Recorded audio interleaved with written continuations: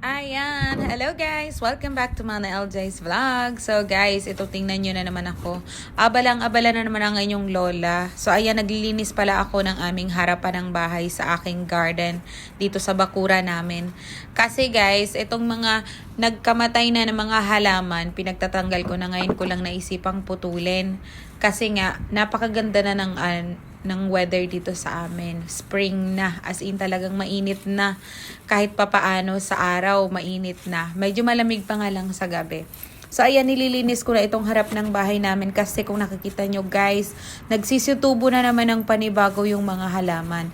Hindi ko pala sila pinuputol itong mga bulaklak na ito during fall kasi ano yan sila, namumulaklak yan sila ng sobrang late fall na hanggang pa winter na. So, nung winter na, tinamad na akong putulin sila. Kaya inantay ko na lang na ngayong spring sila putulin at pagtatanggalin. So, ayan yung ginagawa ko.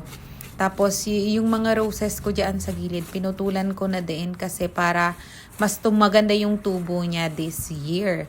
So, kaya naman, ito yung pinagkaabalahan ko kasi nga ang ganda-ganda ng weather. O, diba? Para malinis na yung aking garden at ready na siya para sa spring.